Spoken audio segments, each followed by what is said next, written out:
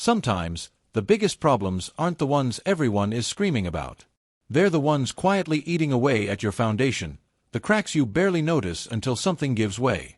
And in baseball, those cracks often show up in the most unexpected places.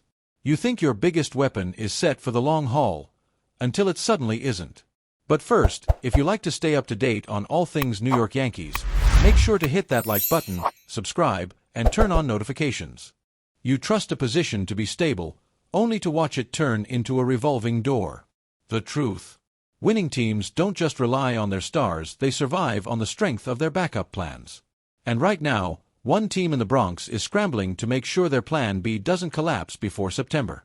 The Yankees have been shuffling their catching core like a deck of cards in a high-stakes poker game. Agustin Ramirez shipped out to Miami in the Jazz Chisholm Jr. deal, Jose Trevino was flipped to Cincinnati for Fernando Cruz, and Rafael Flores headed to Pittsburgh for David Bednar.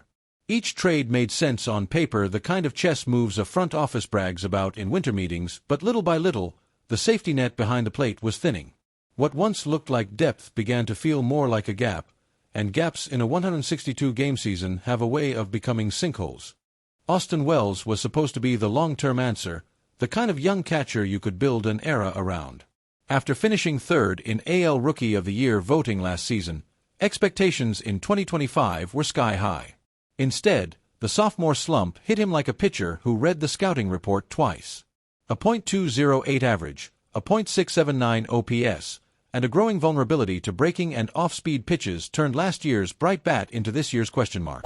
The Bronx faithful can forgive a cold streak, but when the position becomes a liability, patience melts faster than ice in July.